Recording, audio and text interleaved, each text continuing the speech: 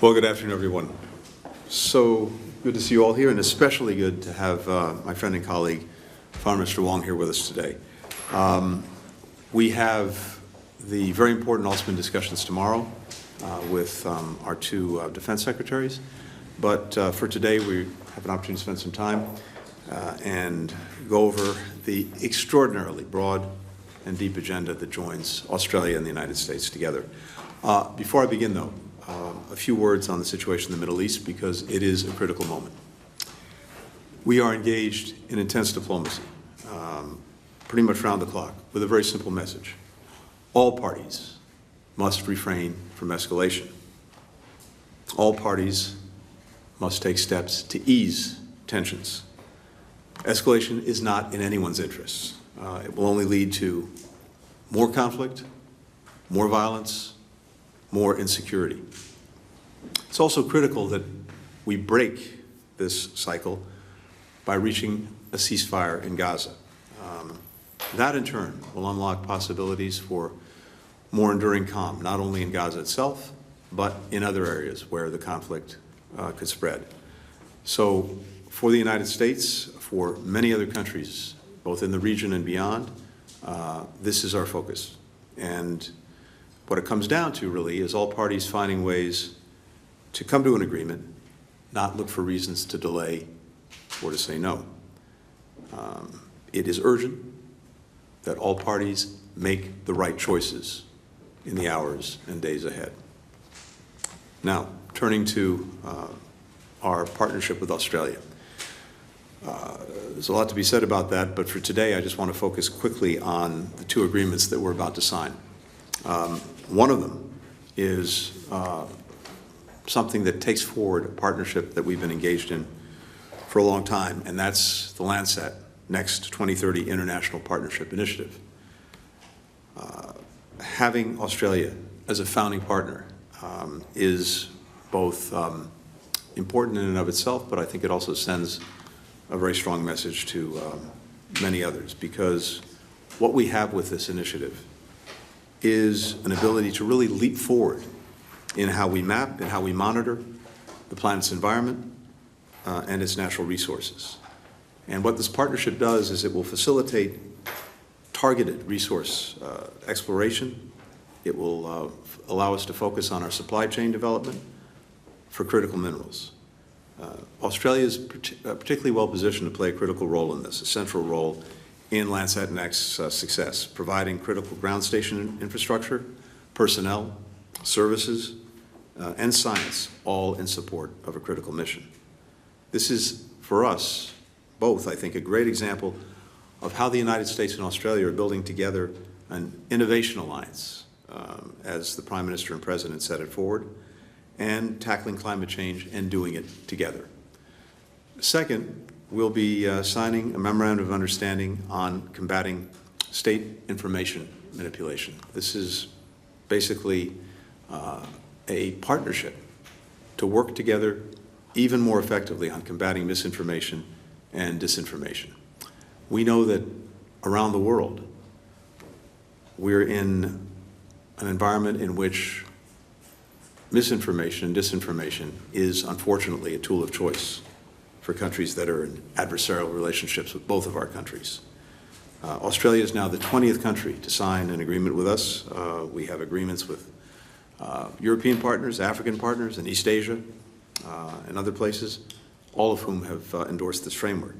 And it allows us to work together to identify misinformation and disinformation, and then to take effective steps together to combat it. Sharing best practices, sharing other tools that we've developed, building greater resilience in our civil society, our institutions, strengthening information integrity across the entire digital ecosystem.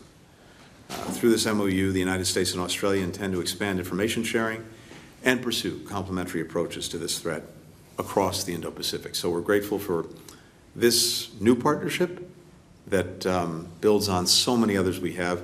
We'll talk about a lot more tomorrow when we have a chance to gather with the press after Osman. But for today, I just wanted to put a brief focus on the two agreements we'll sign. Penny, with that, over to you. Thank you very much, Tony, and it's wonderful to be here in Washington. It's great to see you again. We've been hanging out a fair bit lately, and I'm really enjoying it, but it's particularly gratifying to be back here in Washington for the AUSMIN talks. Can I start by echoing Secretary Blinken's comments about the Middle East, and Australia joins with the United States call for de-escalation. We endorse again the ceasefire that President Biden has placed on the table and which has UN Security Council endorsement.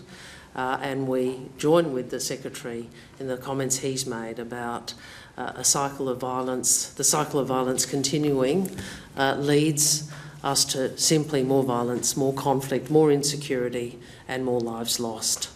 So again, thank you for the work you're doing to try and forge a ceasefire, Tony, and we continue to support you in your leadership for those efforts.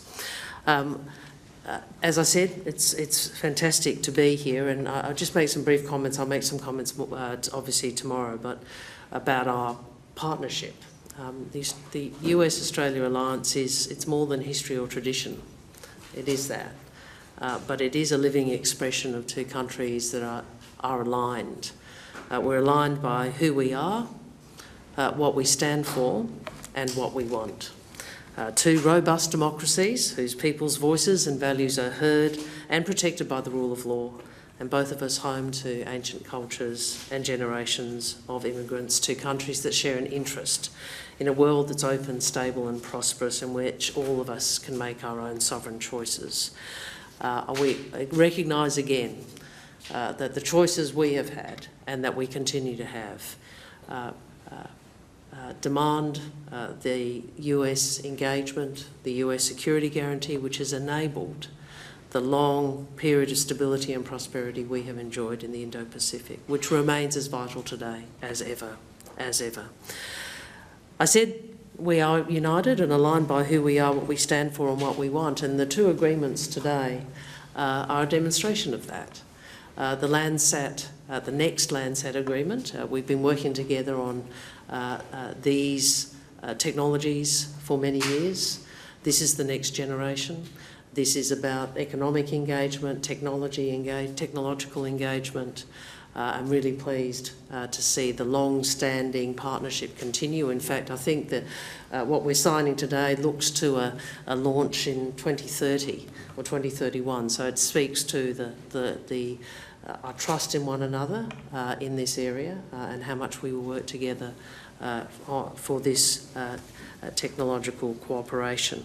In relation to the foreign interference, I'd make this point. We're democracies. And we understand that part of what we do together in the world is to protect our political systems, our political traditions, our values. And that requires us to stand together against many risks and threats and challenges, and one of those is foreign interference. So the integrity of our democracies matters to us all. So really pleased to work with you on that. Looking forward tomorrow to the work at AUSMIN. Always a pleasure to meet with you and the Secretary of Defence, such good friends of Australia's. But I'm particularly looking forward to, as always, such a creative and interesting and open and trusting discussion about how we continue to strengthen and modernise our alliance. Thanks very much for having us.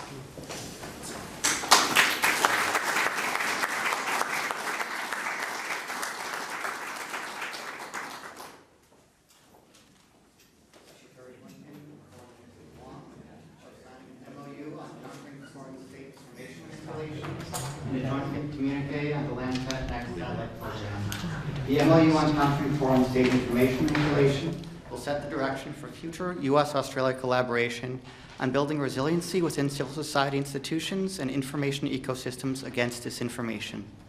It is the result of increased cooperation between the U.S. and Australian governments to identify and counter foreign state information manipulation. The joint communique on the Landsat Next satellite program recognizes Australia as a partner in the Landsat Next satellite mission, which will provide critical insights into the Earth's land surfaces, surface waters, and coastal regions. The partnership builds on a half-century of cooperation between the United States and Australia in Earth observation missions. All right.